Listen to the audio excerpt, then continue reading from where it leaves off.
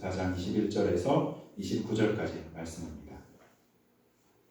또 그들에게 이르시되 사람이 등불을 가져오는 것은 말 아래에나 평상 아래에 두려 함이냐 등경 위에 두려 함이 아니냐.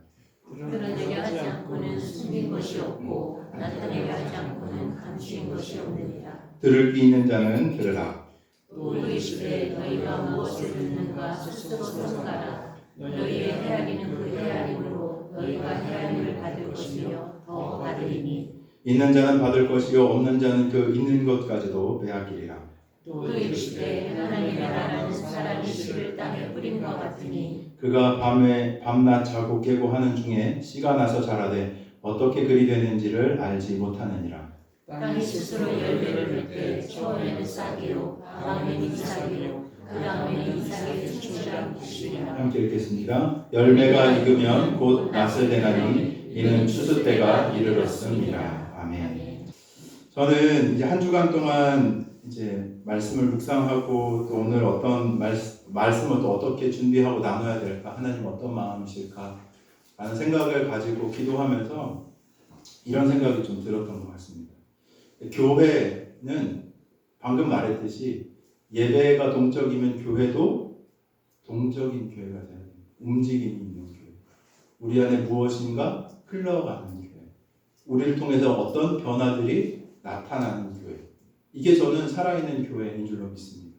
당연히 교회는 그래야 돼요. 그래서 그런 교회 가운데는 하나님이 함께 하심으로 말미암는 영광, 하나님이 함께 하심으로 말미암는 기쁨, 하나님이 함께 하심으로 말미암는 놀라운 은혜들이 있게 되는 겁니다. 교회 가운데 그게 마땅히 있어야 돼요. 당연히 있어야 됩니다. 그걸 잃어버리는 게 큰 문제인 거예요. 교회는 항상 그런 감격과 기쁨과 찬양의 고백들이 넘쳐나야 합니다. 저는 우리 교회가 그런 교회가 되었으면 좋겠다라는 마음이 있었습니다. 주님께서는 지금도 자신의 일을 하고 계세요.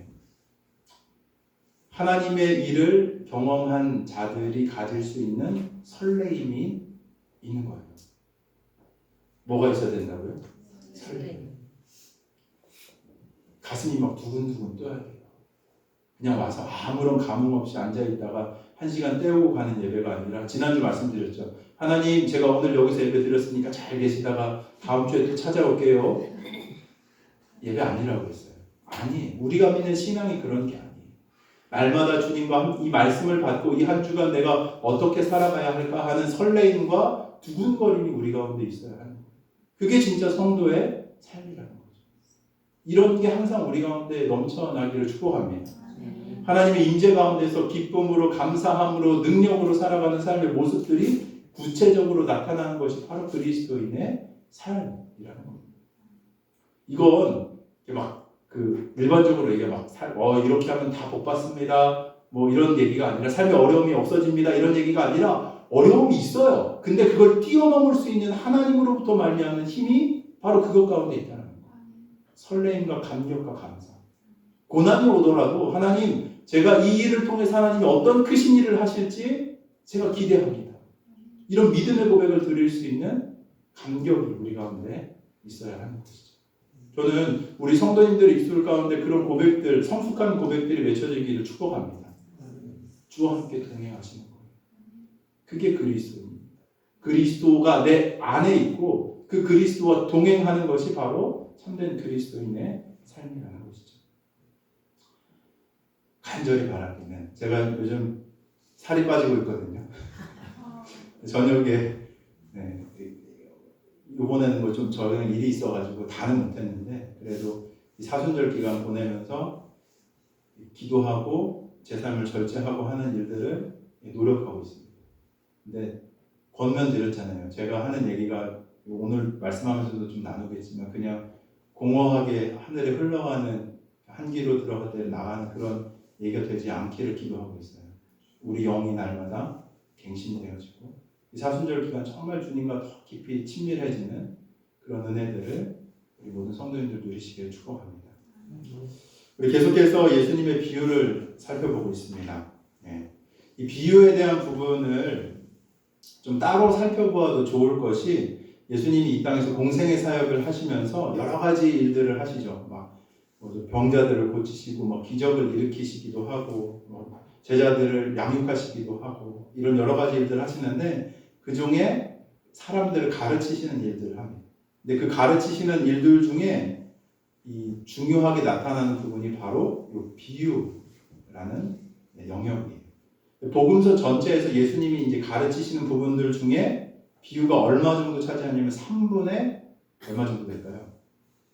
확률은 찍으시면 되는데 3분의 2는 너무 많고 네, 3분의 1 정도 됩니다. 그러니까 굉장히 많은 예수님이 가르치시는 부분들 중에 굉장히 많은 포션이 바로 이 비유를 통해서 예수님이 가르치시는 내용들이 있다는 걸 우리가 확인해 볼 수 있는 거죠. 그래서 이 비유가 어떤 건지를 우리가 조금 더 구체적으로 자세하게 알고 짚고 넘어가는 것이 좀 필요해 보입니다. 비유는 이 사전으로 찾아보면 어떻게 기록되어 있냐면 설명하려는 것을 정확하고 쉽게 전달하기 위해서 다른 것에 빗대어 말하는 방식이 바로 비유다라고 사전에 기록하고 있어요. 조금 어렵죠? 한 번 더 말씀드릴게요. 설명하려는 것을 정확하고 어떻게 해요? 쉽게 전달하기 위해서 다른 것에 빗대어 말하는 방식이 바로 비유다라고 사전은 정의합니다. 왜 예수님이 비유를 사용하셨는가? 사람들에게 이 하나님의 나라는 감추어져 있던 거예요. 감추어져 있던 이 하나님의 나라를 이제 예수님이 오심으로 어떻게 해요? 드러나게 하시고 그것을 전하셨다라고 말씀드렸습니다. 이 하나님의 나라, 감추어져 있던 이 하나님의 나라를 예수님께서 설명하시기 위해서 바로 이 비유라는 방식을 사용하셔서 말씀하시는 것이죠. 하나님의 나라가 눈에 보입니까? 어때요? 눈에 보이나요? 예수님 얘기하시죠. 하나님의 나라는 눈에 보이는 것이 아니다라고 말씀하세요. 보이지 않습니다. 여기에 임하는 것. 우리가 사용하는 언어로 완벽하게 보이지 않는 하나님의 나라를 설명하기가 어렵죠. 그래서 이 어려운 개념들이 있기 때문에 예수님께서 이 비유를 살펴본 익숙하신 방식으로 지난주 살펴봤죠. 뭐 살펴봤죠? 다 까먹으셨죠? 할렐루야. 지난주 뭐 하셨죠? 네, 씨 뿌리는 자에 비유했잖아요. 익숙한 거예요. 이게 사람들이 들으면 바로 알 수 있는 삶에 밀접하게 연관되어 있었던 뭐 씨 뿌리는 비유, 오늘 보는 등불, 뭐 추수, 겨자씨 등등의 이 부분들을 사용하셔서 하나님 나라의 특성이 무엇인지를 보이지는 않지만 임해서 지금도 확장되어지고 있는 이 하나님의 나라가 무엇인지를 설명해 주시는 겁니다. 감추어져 있던 영적인 진리. 하나님 나라의 원칙을 듣는 이들에게 생생하게 전달하는 효과적인 도구로서 이 비유가 사용되어진 것이죠. 하지만 이것만이 비유를 사용하신 예수님의 목적은 아니기도 해요. 또 하나 또 있어요. 비유를 사용하신 목적이 한 가지가 더 있는데 오늘 본문을 보면은 지난주에 이어서 예수님이 또 반복해서 말씀하시는 게 있죠. 뭐죠? 지난주 제가 이거 강조해서 말씀드렸는데 뭘 또 반복하시면서 얘기하시죠? 지난주에 들었던 거 뭐요? 들을 귀 있는 자는 들으라. 또 얘기하죠. 또 그 맥락에서 뭐 24절도 또 이렇게 이어지는데 또 얘기하시는 거예요. 무슨 의미예요? 지난주에 강조하면서 말씀드렸던 것 중에 하나가 하나님의 말씀을 어떻게 받아들여야 하는가, 어떻게 받아들여야 하는가를 이 말씀 들을 귀 있는 자는 들으라 말씀하시면서 예수님이 이 사람들을 일깨우시는 일들을 하셨던 것을 나눴죠. 예수님의 비유를 수많은 사람들이 함께 들어요. 그 말씀을 듣고 하나님의 나라와 원리와 하나님 그분 자신을 더욱더 간절하게 사모하고 따르게 되는 사람이 있는 반면에 이사야서에서 등장했던 지난주 살펴봤죠. 깨닫지 못하고 보아도 알지 못하는 정반대의 일이 나타나게 되는 거예요. 비유 때문에 이게 나타나는 거예요. 비유를 사용하심으로 어떤 사람은 이 비유 때문에 더 하나님의 나라를 사모하고 그 나라 가운데 들어가려고 하고 그 나라를 더 알려고 하는 사람이 일어나는 반면에 또 반대쪽은 듣긴 듣는데 뭔 소리야? 듣긴 듣는데 깨달아도 보아도 알지 못하는 일들이 동시에 나타난다는 거죠. 이게 비유를 사용하신 목적 또 이유이기도 합니다. 이 비유의 말씀은 이런 사람들을 드러나게 하는 역할을 했던 거죠. 육신의 귀로만 듣고 예수님을 인정하지 않고 듣는 사람들에게는 이 말씀이, 예수님의 이 생명의 말씀이 자신의 영을 깨우고 생명을 주는 말씀으로 들리지 않는 거예요. 잘 들려보았자 뭐 그냥 교훈 정도.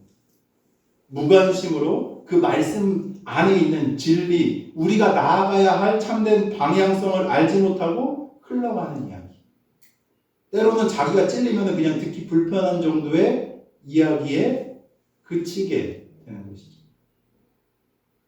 진리를 알고 싶어 하는 사람은 그 비유를 더 깊이 생각하고 더 그 속에 있는 뜻을 알고 싶어 하는 갈증이 그 가운데 있는 겁니다. 무관심하고 완고한 사람은 비유를 깨닫지 못하지만 사모하는 자들은 더 깊이 그 영적인 진리를 알게 되는 그 일들이 나타나게 되는 것. 그게 바로 어디에서 나오는 거예요? 이 비유 때문에 드러나게 되는 중요한 부분이라는 거죠. 단순한 문자, 지식이 아니라 주님의 뜻을 사모하는 저와 여러분들이 되시길 축원합니다. 그냥 듣고 흘려버리는 말씀이 아니라 순종함으로 열매를 맺는 저와 여러분들이 되시길 간절히 축원합니다. 이 비유를 보면서 우리도 그래야 됩니다. 하나님, 제가 간절히 주의 나라의 그 놀라운 영적인 보화와 지식들을, 하나님 나라의 이 놀라운 계획들을 깨달아 알기를 소망합니다. 이런 끓는 간절함이 우리 가운데 있어야 하는 거예요. 그냥 무덤덤하게 앉아서 주면 주고 말면 말지 아니라, 그 듣는 자의 자세가 아니라, 이 듣는다는 것을 조금 더 깊이 생각해 볼 필요가 있어요. 이 들으라 라고 해석된 헬라어 단어는 아쿠오라는 단어가 쓰여지는데, 정말 주의 깊게 듣는, 그냥 흘려 듣는 게 아니라 정말로 그 뭐랄까요, 어떻게 표현하면 좋을까, 그냥 시선을 딱 맞추고 무슨 얘기를 하는지 그냥 뚫어지게 쳐다보는 내가 이 열의가 넘쳐가지고 뭐라도 저기에서 좀 빼내가야겠다 하는 그 이글거리는 눈빛으로 바라보는 것, 이런 걸 표현할 때 이 단어가 사용되어 있습니다. 주의를 기울여 듣는 것.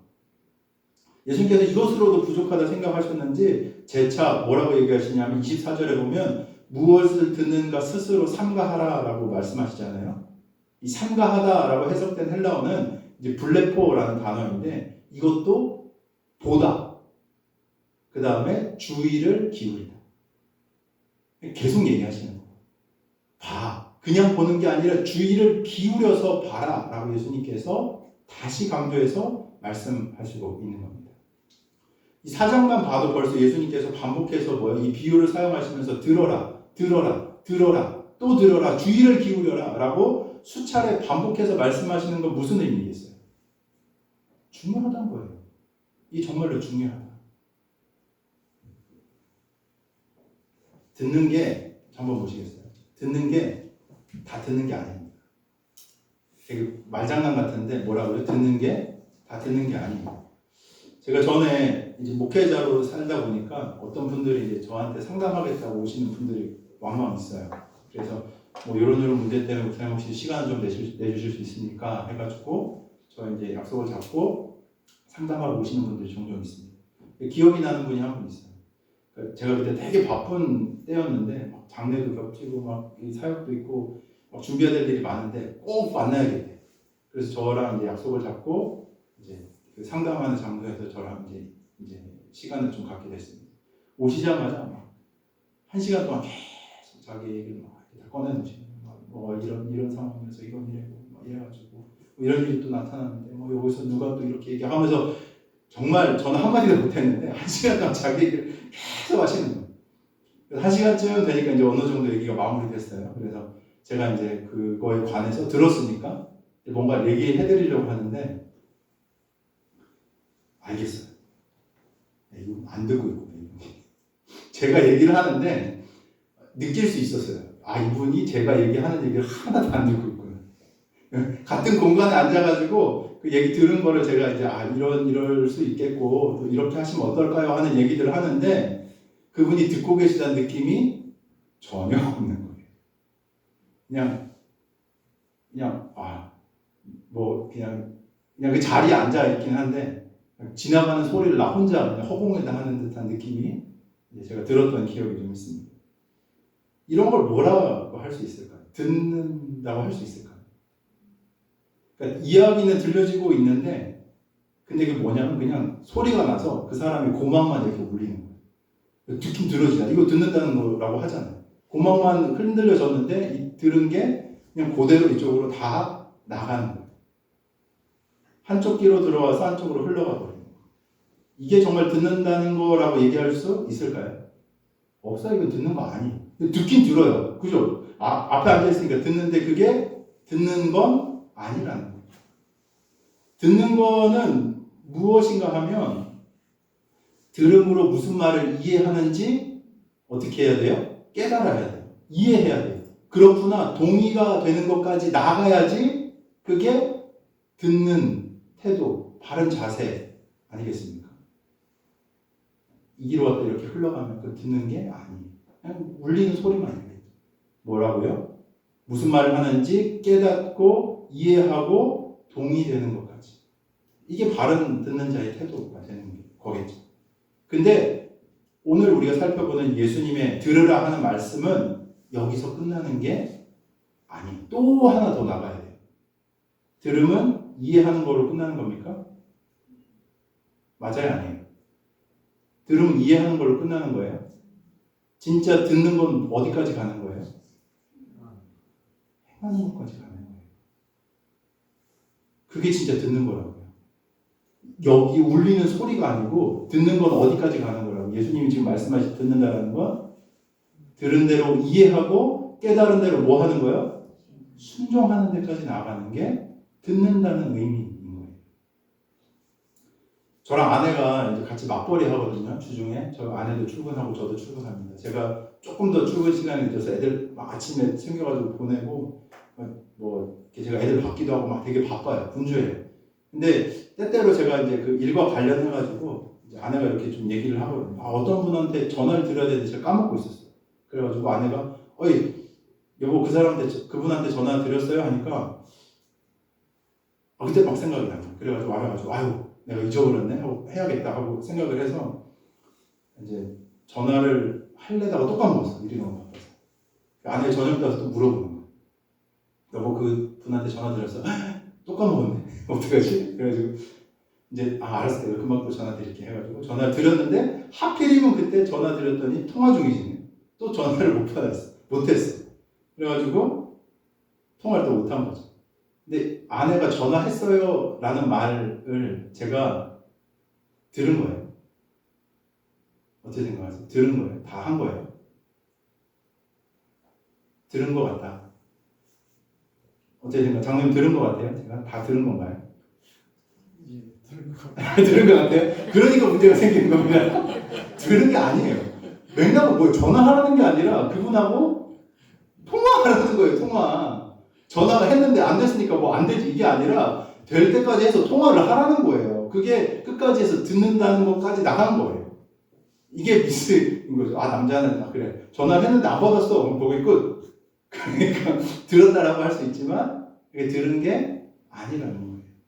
이야기를 나누고 전달하는 것까지가 들은 게 되는 거죠. 마찬가지예요. 들음은 어디까지 가야 되는가 하면 끝까지 가야 돼요. 어디까지? 순종하는 데까지. 순종하는 데까지 가야 진정으로 듣는다라는 것을 순종하고 이루는 거예요. 흘려듣는 것이 아니라 그냥 이해하고 수용하는 차원에서 그치는 게 아니라 순종의 차원까지 가야 이 예수님께서 말씀하신 듣는 자가 되는 줄로 믿으시길 바랍니다. 들어야 돼요. 이 듣는다는 건 그냥 고막을 울리는 게 아니라 이해하는 데서 그치는 게 아니라 어디까지? 행동하는 데까지, 순종하는 데까지 나아가는 거. 예수님께서 들으라 말씀하시는 겁니다. 저는 우리 교회가 주님의 음성에 민감한 교회가 되었으면 좋겠습니다. 언제나 주님의 음성을 듣고 사는 자들이 저희 한 분 한 분이 되었으면 좋겠어요. 그래서 제가 날마다 권면하는, 올 때마다 권면하는 묵상, 저조라고 하나요? 묵상 꼭 하십시오. 묵상할 때 주님이 우리 안에 성령께서 깨달음을 주세요. 묵상의 날이 더해가면 더해갈수록 그 말씀을 묵상하는 은혜와 깊이가 더 더해져 갑니다. 구체적으로 말씀이 내 삶을 인도해가는 것을 깨닫기 시작해요. 안 해본 사람은 몰라요. 요 뒤에 비유에 또 설명을 드릴 텐데 안 해본 사람은 절대 알 수가 없어요. 순종하는 게 듣는 거예요. 순종하는 게 듣는 거예요. 매일마다 제가 주일날 말씀을 나누지만 이것으로 충분하겠습니까? 아니에요. 우리가 일주일에 수많은 시간들을 보내는데 이 한 시간도 제가 못하거든요. 여기에 나눠진 것들이 물론 마음의 옥토 가운데 잘 뿌려지면 씨앗이 되어서 열매를 맺겠죠. 근데 그때마다 주님의 손길이 필요해요. 얼마나 우리가 세상을 살아가면서 이 가시덤불 같은 세상, 돌짝박 같은 세상에서 우리가 살아갑니까? 주님을 모르는 사람들이 던지는 수많은 오물과도 같은 이야기를 들으면서 우리가 살아가는데 그거 정리돼야 돼요. 그래야 옥토로서 우리가 하나님의 인도함을 받으며 열매 맺는 삶을 살아갈 수 있는 겁니다.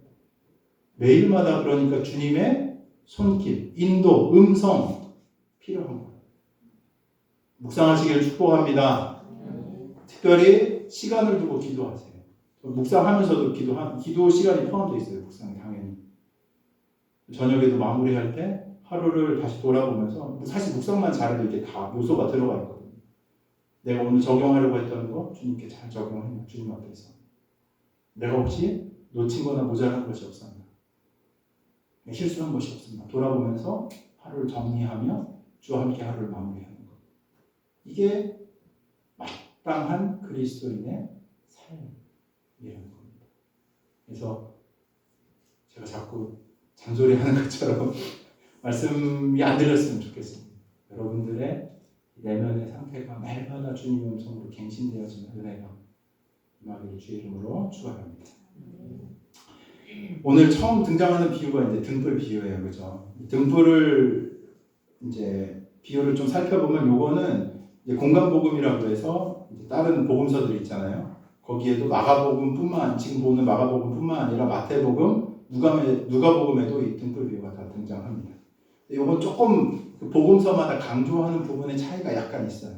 마태복음이 조금 다르고 누가복음은 이제 좀 같은 맥락인데 이 내용들을 한번 좀 보겠습니다. 4장 21절 같이 한번 좀 읽어볼까요? 시작. 또 그들에게 이르시되 사람이 등불을 가져오는 것은 말 아래에 평상 아래에 두려함이냐 등경 위에 두려함이 아니냐. 네. 보면 이 당시에 사용된 요 등은 속에 이 감람나무 기름이 채워진 이제 이 납작한 형태의 등잔이었어요. 옛날에 그 기드온 혹시 성경 받아보신 분 있어요? 기드온? 네. 그렇죠. 파란색 커버에 기드온 성경 옛날에 있었는데 거기에 보면은 여기 그 약간 주전자 모양의 요 등불 딱 그런 느낌이거든요. 보신 분이 없구나. 네. 고집사님만 보셨네요. 네. 그런 거예요. 약간 납작한 형태의 등불. 우리나라가 사용하는 이런 사기로 된 이런 느낌보다는 조금 더 납작한 항아리 같은 느낌의 이제 등불을 이 당시에 예수님이 유대 지역에서 사용을 했었습니다. 그러니까 저 어릴 적에도 이런 걸 본 적이 있는데 옛날에는 좀 정전도 잘 되고 그랬잖아요, 그죠? 그래서 집에 초나 이런 등경들이 하나씩 이제 있었던 것 같아요. 저 되게 어렸을 때 할머니, 할아버지 집에 그런 게 있었던 거 제가 막 뒤지고 찾아보는 거 좋아해가지고 막 다 엎었거든요. 그런 거 발견하고 그랬었는데 사용할 때는 꺼내놓지만 사용하지 않을 때는 이 등잔을 덮는 그릇 같은 걸로 이걸 덮어두거나 이제 침대 아래에다가 이걸 두기도 했습니다.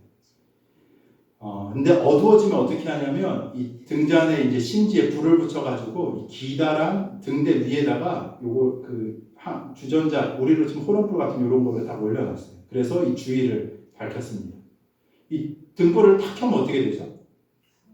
환해지죠, 그죠? 어둠 속에 드러나지 않았던 막 그 전기불이 들어오다가 팍 꺼지면 진짜 갑자기 깜깜해지잖아요. 근데 이 초나 이 등을 딱 켜면 주변이 갑자기 환해집니다. 어둠 속에 드러나지 않았던 것, 감추어져 있던 모든 것이 사물 그대로 이 등불이 켜짐으로 드러나게 되죠.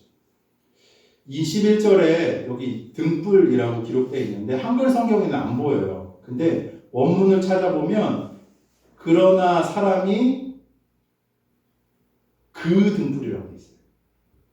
앞에 그들에게 이르시되 사람이 우리는 등불이라고만 되어 있잖아요, 그죠? 근데 헬라어를 보면 정관사 그게 들어가 있어요. 그 등불이에요. 그 등불을 가져오는 것이라고 원어에는 기록되어 있습니다. 정관사 들어가 있다는 건 무슨 뜻이죠? 그냥 일반적인 흔한 그런 게 아니라 뭐예요? 특정한 단 하나의 무엇인가의 대상이 있는 그것을 얘기할 때 정관사를 붙이잖아요. 그죠? 그러면은 원문대로 보면은 이거 뭐라고 얘기할까? 유일한 것. 유일한 빛. 뭐일 거예요? 뭐일 것 같습니까? 예수님이에요. 크게 얘기하셔도 돼요. 네. 저는 동적인 예배를 좋아합니다. 크게 얘기하셔도 됩니다. 누구라고요? 예수님이에요. 예수님. 빛을 비추. 어두운 세상. 예수님도 이 얘기 자주 하신 것 혹시 기억나시지 않으세요? 예수님 스스로 자신도 뭐라고 얘기하시죠? 나는 세상의 빛이다 라고 스스로를 소개하십니다. 요한복음에 이제 이렇게 기록되어 있죠. 일러 가라사 나는 세상의 빛이니 나를 따르는 자는 어둠에 다니지 아니하고 생명의 빛을 얻으리라 라고 예수님께서도 얘기하시죠. 예수님께서 요 빛이신 거예요. 이 등불의 빛. 완전 캄캄한 어두운 땅에 무엇이 있는지 드러내시고 보여주시는 빛으로서 이 땅 가운데 오셨다고 말씀하는 거죠. 예수님이 빛으로 이 땅에 오시니까 뭐가 드러나냐면 이 땅에 있는 죄악이 드러나요. 이 땅에 있는 어두운 구석들이 드러납니다. 예수님께서 오셔서 진리의 빛을 밝히심으로 어둠 속에 숨어서 자신을 이렇게 숨기며 살아왔던 자신의 욕구와 욕망들 따라서 숨기며 살아왔던 자들의 모습들, 거짓과 죄악들이 다 드러나기 시작하는 거예요. 그 내용이 우리가 이 마가복음 앞부분에 우리가 살펴봤잖아요. 그죠? 이런 거 있어요. 빛이 딱 밝혀졌는데 깜깜할 수 있어요. 빛이 등불이 딱 켜졌어. 깜깜할 수 있습니까? 깜깜할 수 있나요? 없나요? 없어요. 있어요. 하나 있어요. 눈 감으면 괜찮아요. 빛을 외면하고 스스로 눈을 감아버리면 빛은 없는 거예요. 외면하는 거예요. 그러면 빛은 안 보여요. 그러니까 빛이 비춰진 곳에서 사람이 눈을 감으면 외면하면 깜깜해지는 거예요. 근데 그런 사람들이 지금 예수님의 사회 우리 앞에 보면 살펴보면 드러나는 거죠. 누가 드러나요? 바리새인들, 서기관들, 고위직의 정치, 종교 지도자들, 헤롯 땅 사람들. 예수님으로 비춰진 이 빛들을 어떻게 하냐면 빛이 비춰져서 다 보이는데 어떻게 하냐면 뭐 하는 거예요? 눈을 감는 거예요. 빛을 애써 외면하고 눈을 스스로 감아버림으로써 그 빛을 거절하는 거죠. 예수님을 도리어 공격하고 어떻게 하려고 했다고요? 죽이려고 했다. 등불의 빛으로 드러나니까 자기의 추악한 실체가 드러나니까 자신의 죄악이 드러나니까 자기의 잘못을 인정하기 싫은 거예요. 눈을 감아버리고 오히려 저 빛이 거짓이라고 손가락질하고 죽이려고 했던 일들이 나타나고 있는 것이죠. 근데 22절 말씀 예수님 뭐라고 하시죠? 한번 읽어볼까요? 시작. 드러내려 하지 않고는 숨긴 것이 없고 나타내려 하지 않고는 감추인 것이 없느니라. 이게 약간 좀 말이 어려운데 쉬운 성경은 이렇게 기록되어 있거든요. 뭐라고 기록되어 있냐면 숨긴 것은 나타나고 비밀은 드러나게 된다. 예수는 뭐라고 얘기하시냐면 숨긴 것은 나타나고 비밀은 드러나게 된다. 내가 아무리 눈 감고 외면해봐도 드러날 거야.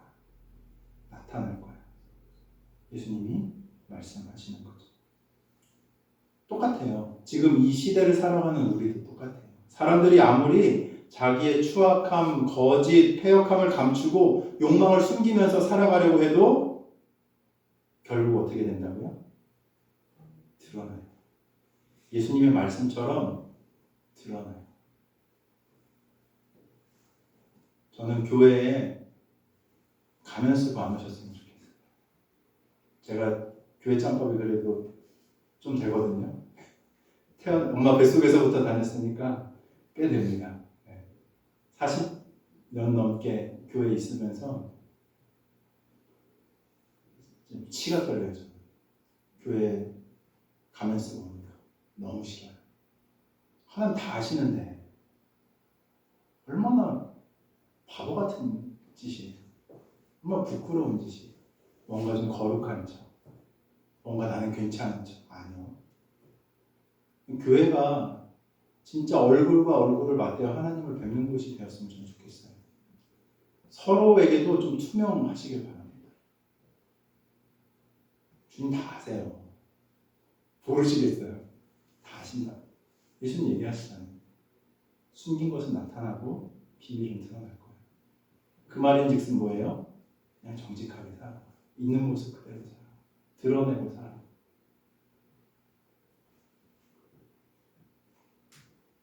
제가 교회에 대해서 할 말이 참 많은 사람인데 투명한 공동체가 되었으면 좋겠어요. 물론 이렇게 나누는 데 지혜는 필요하죠. 하지만 내 안에 있는 마음을 정직하게 터놓고 서로 교제하고 서로를 위해 기도할 수 있는 공동체가 교회여야 합니다. 제가 많은 부분이 진짜 너무 화가 났던 적도 있어요. 어떤 분이 신뢰해서 자신의 어떤 치부, 어려운 부분을 기도해달라고 요청했더니 온 교회 소문이 나는 거예요. 아니, 그렇게 하시는 거 아니에요. 기도해야죠. 그러면 들은 대로 기도하고 그분을 품고 눈물로 긍휼로 기도해줘야죠. 저 집사가 저랬대. 저 권사가 저랬대. 제가 이야기하면 끝이 없을 것 같아서 좀 자르려고 하는데 주님 다 아세요. 저도 막 정직하게 살려고 노력합니다. 제가 뭐 어떤 허울을 가면을 쓰고 주님께 나아가고 싶지 않아요. 주님 뻔히 다 아십니다. 그 얼마나 바보 같고 멍청한 일이. 그냥 정말 우리가 민낯을 주님께 우리의 있는 얼굴 그대로 내 모습 그대로 찬양도 있잖아요. 이 모습대로 주님께 나아가는 참된 교회가 되기를 축복합니다. 성숙하세요. 점점 더. 목회자가 다가 아닙니다. 교회는. 우리 안에 있는 구성원들이 얼마나 성숙한지에 따라서 교회의 성숙도가 결정이 되는 거예요. 내가 주님을 저 닮아가야겠다. 내가 정말 예수님이라면 어떻게 하셨을까 생각하면서 날마다 그 방식을 따라 살아가야겠다 하는 이런 간절한 소망과 마음들이 우리 가운데 충만하게 있기를 주의 이름으로 축원합니다. 사람들은 결국 종말을 향해 다가가고 있어요. 다 드러나요. 숨긴 것들 다 주님 앞에는 철저하게 다 드러납니다. 개인적인 종말을 맞이하든 또 한편으로는 세상의 종말을 맞이하든 우리는 지금도 그 종국을 향해서 달려가고 있는 자들이라는 것을 잊지 않으셨으면 좋겠어요. 천년 만년 살 것처럼 진리가 없이 사는 여러 사람들이 있죠. 심판이 없는 것처럼 사는 여러 사람들이 있습니다. 그냥 눈을 감고 있는 거예요. 그 사람들. 눈을 감고 사는 겁니다. 마치 타조가 어떻게 해요? 막 맹수가 오면은 머리를 땅에 쳐박고 없는 것처럼 해요. 진실을 외면하는 거예요. 진리를 외면하는 거예요. 이 땅에 빛으로 오신 주님을 외면하면 스스로 하나님 되어 살아가는 방법밖에 없어요. 왜냐하면 하나님이 내가 주다. 내가 온 땅의 주관자다. 내가 너희를 창조한 주인이다. 라고 얘기하셨는데 이것을 따르지 않으면 뭐예요? 내가 하나님과 살아가는 방법밖에 없는 거예요. 그렇게 살아가는 거예요. 이런 때에도 우리는 주님을 정말로 믿는 사람이라면 우리 안에 모시고 그 빛을 비춰야 할 줄 믿습니다. 우리가 세상에 이러한 증거가 되는 거예요. 어둠에 있는 자들 중에서 선한 빛이 있구나라는 것을 깨닫는 자들이 있어야 돼요. 우리 안에 있는 그 빛을 보고 내가 빛이 내는 게 아니라 우리 안에 계신 주님의 그 선한 뜻을 보고 주변에 있는 자들이 어둠 속에 있는 자들이 어떤 사람들 외면하겠죠. 끝까지 눈 감고 내가 하나님 되어 살 거야 라고 하는 사람들도 있겠지만 마치 비유와도 같은 거예요. 이게 어떤 사람들은 저건 뭐지? 저건 좀 나랑 사는 방식이 다른데 저 사람 어떻게 저런 선택을 할 수 있지? 저 사람 내면 안에 있는 게 뭔가 좀 아름다워 보이는데? 내가 본받을 만해 보이는데? 라는 증거들이 우리를 통해 나타나야 하는 겁니다. 누구요? 그리스도인들을 통해서. 그 안에 예수님이 있는 자들을 통해서. 빛으로 오신 예수님의 빛이 있는 자들을 통해서 이 땅에 드러나야 하는 거예요. 그 일들이 우리 가운데 있기를 축복합니다.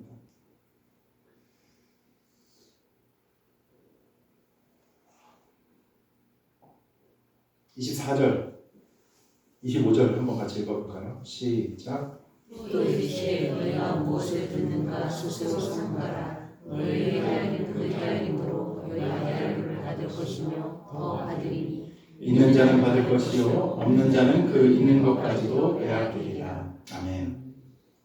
이 24절을 보면 유대인들, 특별히 이 유대인들 중에서도 상인들 가운데 이렇게 통용되었던 어떤 격언, 속담 같은 거를 예수님이 지금 차용해서 쓰시는 거예요. 뭔가 하면 헤아리는 그 헤아림으로 너희가 헤아림을 받겠다. 요건 아까도 얘기했지만 마태복음에도 이 비슷한 게 등장하거든요. 근데 거기에 등장하는 건 조금 전달하시고자 하는 내용이 좀 달라요. 근데 오늘 여기에서 보면은 그런 거 같아요. 혹, 돼, 말 들어보셨어요? 다 아시지 않나요? 한 혹, 두 혹, 한 대, 두 대. 유빈이 아니? 모르지. 네, 말, 한 말, 뭐 두 말 이렇게 하잖아요. 이런 것처럼 어떤 그 곡식이나 뭐 이런 거를 재는 그런 함 같은 이런 게 있어요. 그 단위가 있는데 뭐냐면 그 유대인들 장사치들 중에 그런 사람들이 있는 거예요. 이 한 대 이런 거 대를 만들어 놓고 밑에 바닥을 두껍게 만드는 거예요. 그 옛날에 그런 사기들도 많이 쳤잖아요, 그죠? 바닥을 이렇게 두껍게 만들어가지고 이게 외형은 똑같아요. 근데 밑에 바닥이 이만큼 올라와 있으니까 양은 훨씬 줄어들겠죠. 그런 식으로 장사하는 사람들이 있었던 모양이에요. 그러니까 요 사람들이 뭐라고 얘기했냐면 너 그 한 것 그대로 너도 헤아림 받을 거야 라는 얘기들을 한 거예요. 그러니까 뭐냐면 이렇게 속인 대로 너도 똑같이 속임 받게 될 거야. 반대로 정직하게 하면 어때요? 정직한 대로 내가 보상받게 될 거야 라는 얘기들을 이런 격언을 통해서 이렇게 했다는 거죠. 근데 예수님은 여기에다 좀 더해요. 24절 제일 마지막에 뭐라고 돼 있어요? 더 받는데요. 여기에다가 더 한대요. 예수님은 그냥 일반적인 요 정도 내가 한 기준으로 너도 그렇게 평가받게 될 거야 라는 것에서 플러스 어떻게 해요? 더 하게 돼요. 더. 보면 좀 심하죠. 25절 한번 볼까요? 25절 보면은 어떻게 해요? 있는 자는 받고 없는 자는 어떻게 해요? 있는 것까지도 빼앗기겠다라고 말씀하십니다. 이게 되게 좀 심하잖아요, 얘기가. 내가 한 대로 받는 게 맞는 거 아니야? 내가 그렇죠. 그렇게 하는 게 맞는 거 아니야? 하는데 그것보다 더 할 거예요. 더. 심지어는 있는 자도 받고 없는 자는 그 있는 것까지도 빼앗기겠다. 근데 잘 생각해 보면 이거 되게 재밌어요. 세상에서 일어나는 여러 가지 문제가 바로 여기에서 기인해요. 이것 때문에 세상에 여러 가지 문제들이 나타납니다. 어떻게 보면 역사의 흐름이 이것 때문에 막 좌지우지 되었던 것 같기도 해요. 이거 뭐라고 얘기할 수 있을까요? 가진 사람이 더 갖고 없는 사람은 막 더 빼앗기고 무슨 현상이라고 해요? 크게 집사님 얘기해 주십시오, 김사님. 맞아요. 부익부, 빈익빈, 부익부, 빈익빈. 우리가 살고 있는 지금 우리 어떤 체제 안에 살아가고 있죠? 자유민주주의, 자본주의 사회, 시장경제 사회에서 살아갑니다. 우리가 살고 있는 이 자본주의 사회를 보면 부익부, 빈익빈 이런 양극화가 더 심해지는 걸 볼 수 있어요. 왜 그런가 하면 되게 당연한 얘기예요. 이런 시장경제 시스템은 어떻게 되어 있냐면 이 자본의 수익률이 노동의 수익률보다 비교할 수 없이 높아요. 그러니까 돈이 있는 사람, 자본을 끌어들이는 수익률이 노동의 수익률보다 어떻다고요? 현저하게 높아요. 그렇기 때문에 돈 있는 사람은 돈을 더 벌어요. 막 대기업 이런 거 나오잖아요, 그죠? 노동에서 사는 사람들은 이 굴레에서 벗어날 수가 없어요. 점점 더 이 격차가 어떻게 해요? 벌어지는 거예요. 양극화라고 얘기하죠. 그렇기 때문에 이 부익부 빈익빈 현상이 나타나게 됩니다. 그냥 우리가 살고 있는 이 체제에서 그냥 가만히 놔두면 어떻게 되냐면 계속 점점 더 어떻게 돼요? 점점 더 벌어질 수밖에 없는 거예요. 그러니까 우리는 이런 체제 안에서 지금 살아가고 있는 거예요. 이게 지금 우리가 살고 있는 체제입니다. 부자들은 더욱더 부자가 되고 가난한 이들은 그 구조에서 벗어날 수 없게 돼요. 예전에 이게 막 그 치열한 막 싸움이 있었거든요. 냉전 시대 기억하시죠? 그때를 살아온 사람들은 이런 자유시장 경제 체제를 수호하기 위해서, 자유민주주의 체제를 수호하기 위해서 막 싸웠습니다. 뭐랑 싸웠죠? 공산주의랑 막 싸웠잖아요. 그래서 이제 우리는 자유민주주의 체제, 야, 이 자유를 누릴 수 있는 이 아름다운 구조에서 우리가 살아가고 있고 이것을 지켜야 돼 라고 하면서 맹신하는 분들이 계세요. 맹신. 맹목적인 믿음을 갖는 분들이 계시는데 역사를 쭉 공부해 보면 완벽한 체제가 아니에요. 부익부 빈익빈이 점점 더 벌어지면 어떻게 되는지 아세요? 이렇게 끝까지 가면 뭐 나타날까요? 뭐가 일어날 것 같아요? 그쵸, 맞아요. 정확합니다. 혁명이 나타나요. 밑에 사람들이 계속 이렇게 살겠어요? 소수 사람들이 부를 막 이만큼 다 가지고 막 천상계의 삶을 살고 있는데 이 사람들 어떻게 될까요? 이 사람들 보면 어떻게 하겠어요? 아니 왜 저 사람들만 잘 살아? 좀 적당히 좀 해야지 하면서 이 사람들이 많아지면 뭐가 일어나는 거예요? 혁명이 일어나는, 나라가 완전 뒤집어지는 거예요.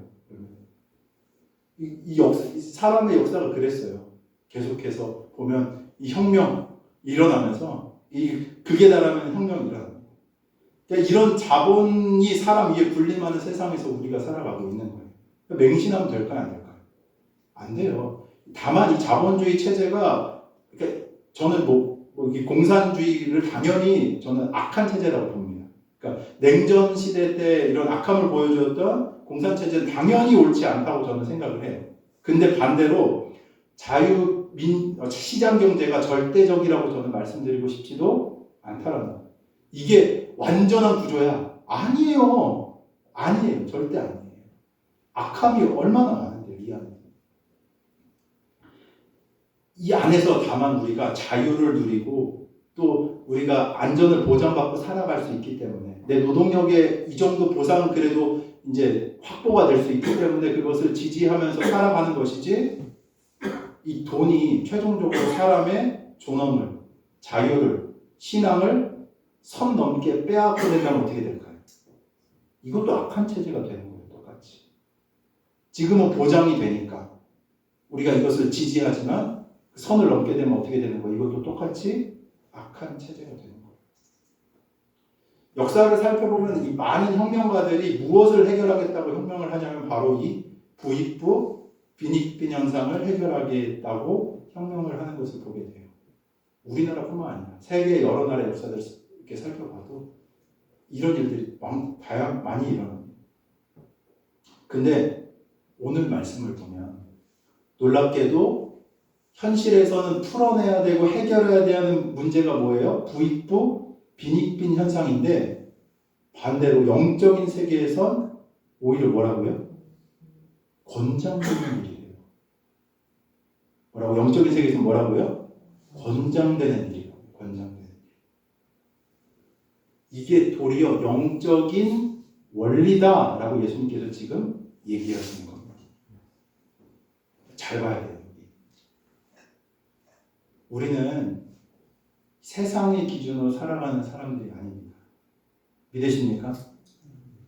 뭘 봐야 돼요? 하나님 나라.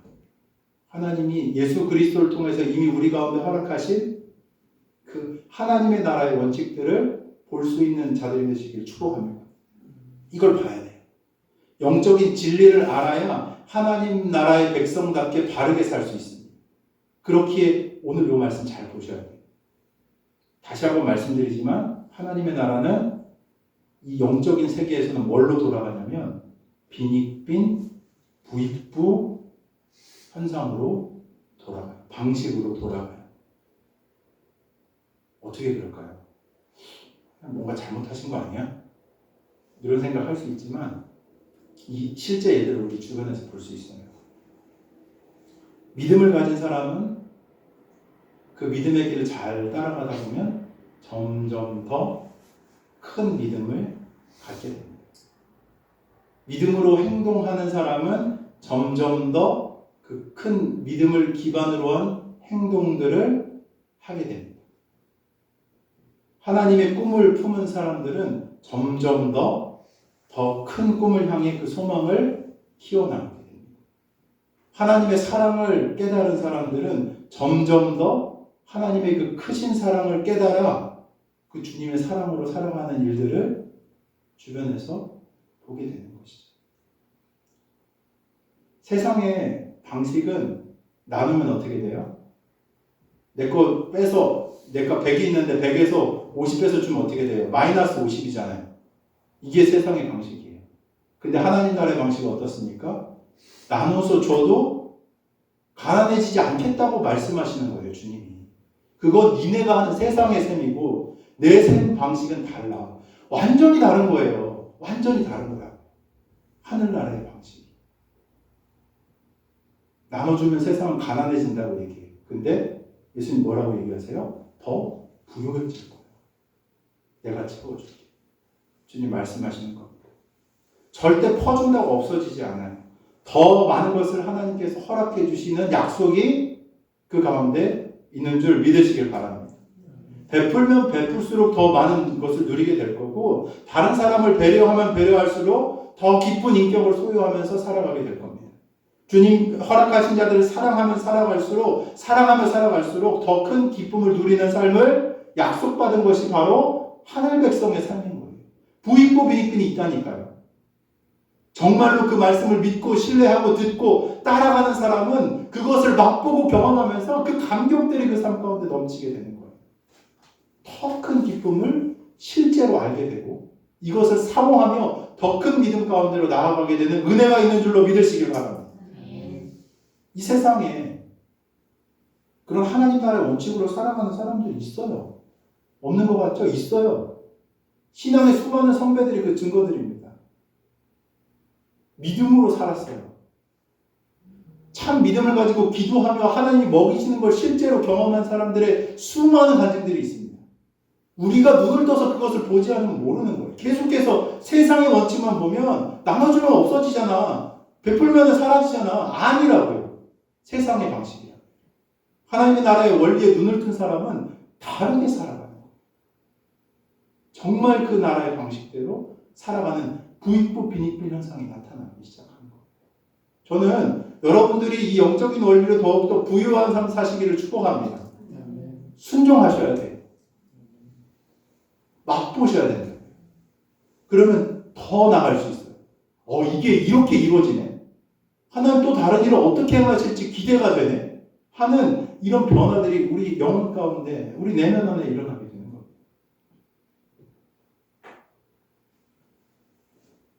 세상에 우리의 시선을, 모든 시선을 두고, 저는 지혜 없는 자가 되라고 말씀드리는 게 아니에요. 세상에만 우리의 시선을 두고 있다면 이 하나님 나라의 원칙이 절대 보이지 않습니다. 봐야 돼요.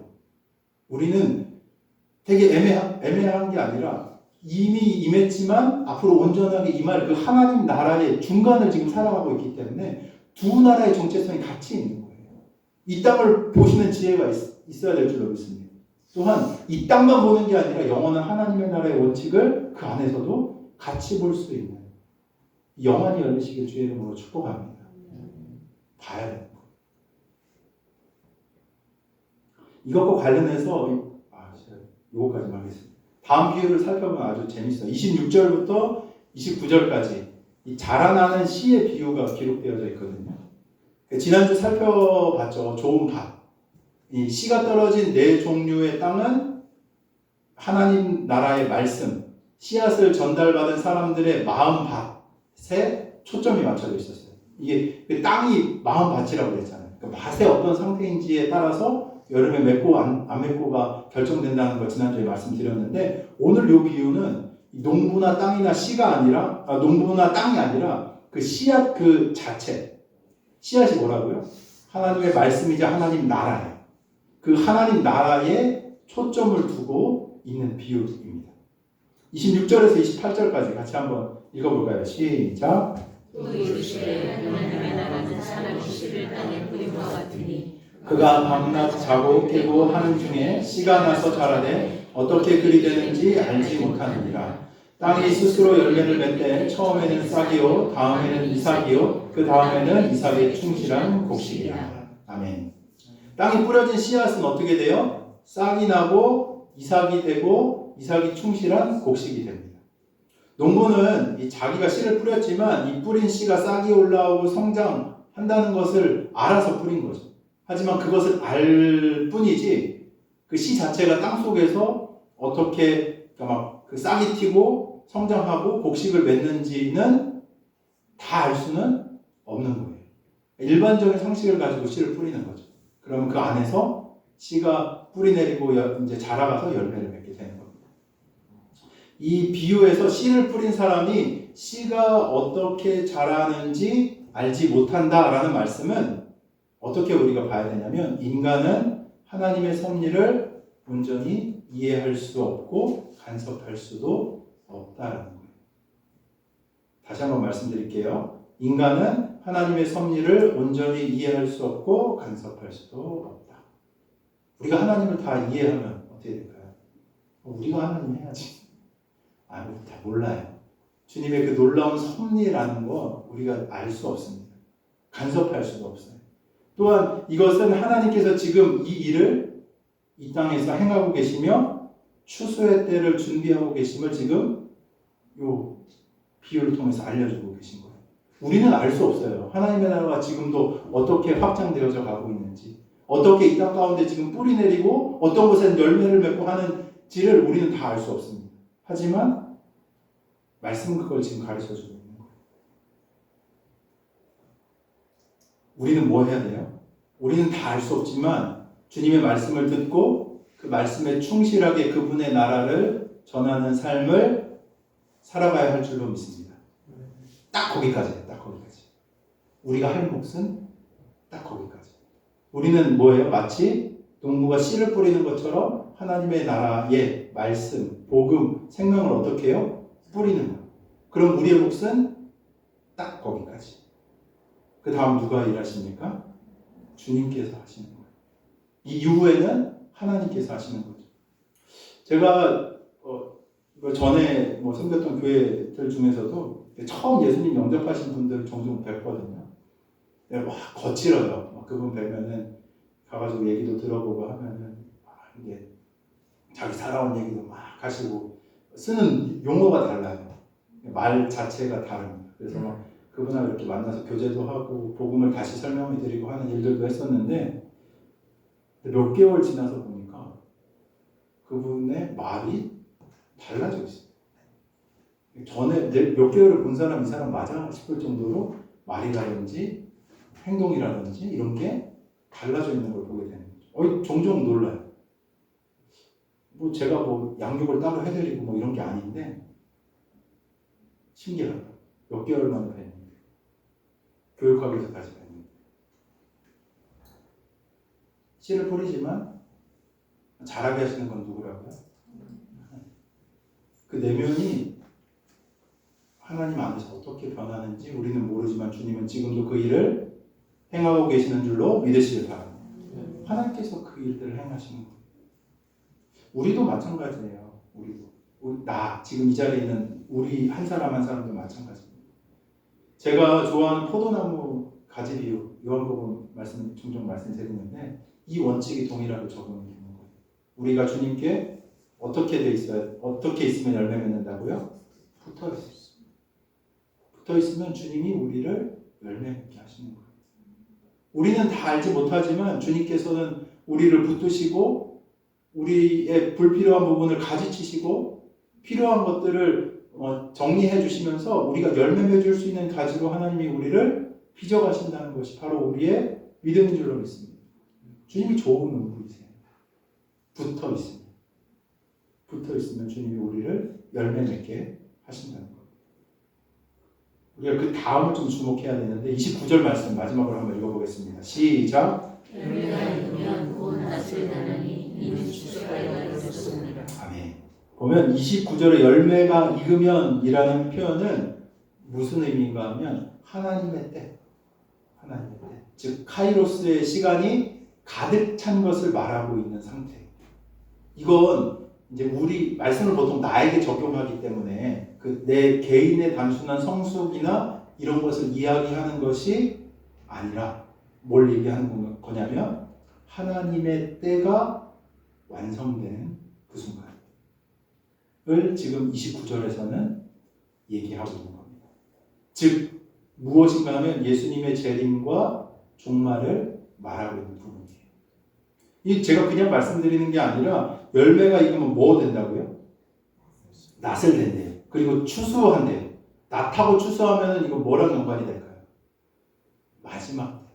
하나님이 최종적으로 다시 오셔서 곡식을 거두어 추수하신 그때를 상징하는 의미로 이 단어들이 쓰여지는 겁니다. 마태복음 13장 39절을 보면 추수하는 자들은 천사들이요 추수 때는 세상의 끝이다 라고 예수님께서 직접 말씀하시죠. 그러니까 성도가 그리스도인이 예수님을 따라가면서 가지에 붙어 있어서 순종함으로 열매를 맺어요. 그렇죠? 저와 여러분에게 그런 열매가 있길 축복합니다. 근데 그 개인적인 열매가 또 무슨 일을 하냐면 열매를 통해서 많은 이들이 생명을 얻게 돼요. 하나님의 나라가 그럼 어떻게 해요? 점점 더 확장되어져 가는 겁니다. 그렇게 되면서 뭐가 오는 거예요? 지금 말씀을 보면 마지막 때 예수님 다시 오실 종말이 오는 겁니다. 저는 이게 너무 신기했어요. 그러니까 하나님께서 농부와도 같이 씨를 뿌리고 그분의 나라를 우리 내면에서 성장시켜 주시잖아요. 그렇죠? 그 마음밭의 말씀이 전에 지난주 말씀 살펴보면서 이 마음에서 하나님의 나라는 어디에 임한다고요? 우리 마음에 임한다 말씀하셨잖아요. 근데 그게 점점 더 확장되면서 어떻게 하냐면 우리가 그리스도인답게 우리를 빚어주시면서 그게 어떻게 해요? 주변에 다른 이들의 마음을 이 열매 맺는 게 종국에는 뭐랑 연결되어져 있는가 하면 예수님 오시는 바로 그것과 연관되어져 있다는 걸 우리 봐야 돼요. 계속 우리는 어디까지만 가냐면 그냥 내가 좋은 신앙 열매를 맺어야지. 너무 좋은 마음이세요. 그리고 그렇게 돼야 됩니다. 근데 거기가 끝이 아니라는 거예요. 좋은 열매를 맺음으로 우리가 무엇을 기대해야 되냐면 우리의 기대가 어디까지 나아가야 하냐면 하나님 나라 곧 오시겠구나. 하나님이 이것들을 사용하셔서 종국에 자신의 나라를 온전히 이 땅 가운데 임하는 데 사용하시겠구나. 주의 나라가 곧 올 것이다. 라는 기대와 소망이 우리 가운데도 있어야 할 줄로 믿습니다. 그것까지 보셔야 되는 거예요. 그냥 내 인격의 성숙으로 그치는 게 아니라 하나님 나라의 측면에서 관점에서 이 열매 맺는 것이 무엇과 연결되어져 있다고요? 주님 다시 오시죠. 이 역사의 끝. 저는 모르겠어요. 제 개인의 종말이 먼저 올지 역사의 끝이 먼저 올지. 언제든 주님 오셔도 이상하지 않은 시대를 우리는 살아가고 있다라고 분명히 말씀드리고 싶습니다. 보셔야 되는 거예요.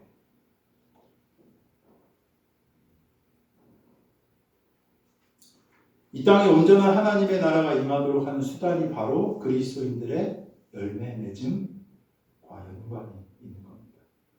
이런 맥락에서 저는 이 말씀이 오늘 참 무겁게 들렸는데 고집사님 그 마태복음 7장 말씀 한번 좀 띄워주시겠어요? 7장 18절부터 21절.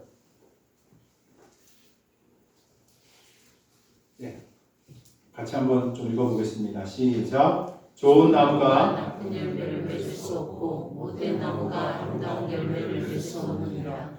아름다운 열매를 맺지 아니하는 나무마다 찍혀 불에 던져지느니라.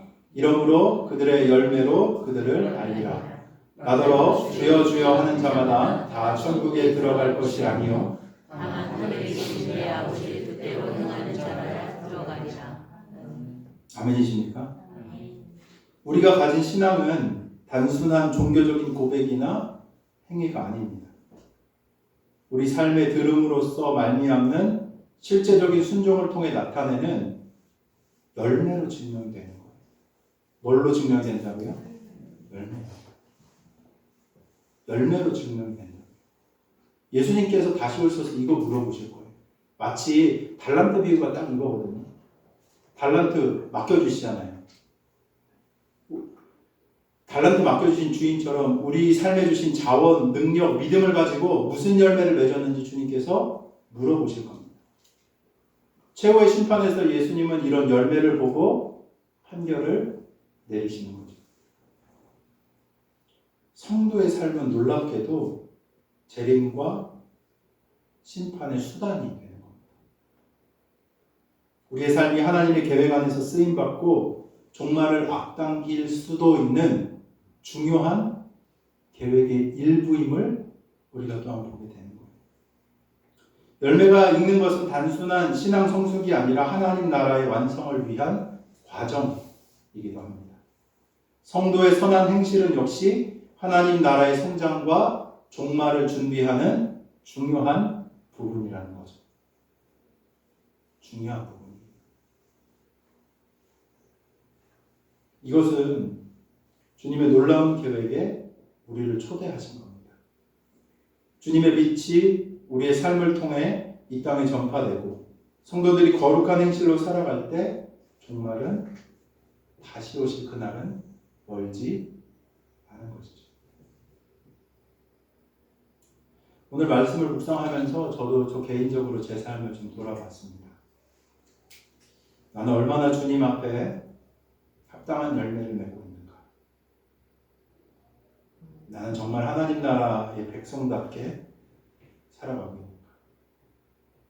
주님께서 나에게 물어보실 때 나는 대답할 것이 있는가? 라는 질문들을 스스로에게 던져봤습니다.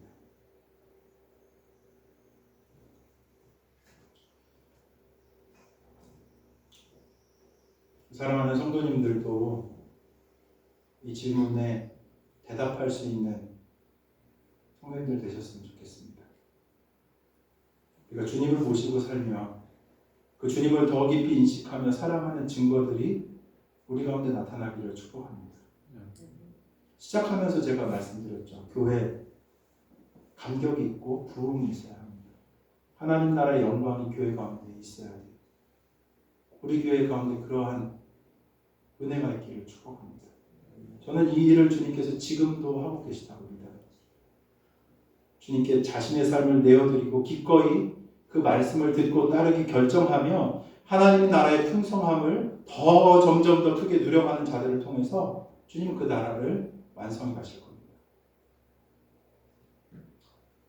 우리 교회에 이런 일들이 있기를 축복합니다. 교회라면 마땅히 그래야 돼요. 하나님의 일을 경험한 자들의 설레임이 우리 교회에 가득하기를 주의 이름으로 축원합니다. 이 시간 같이 좀 기도할까요?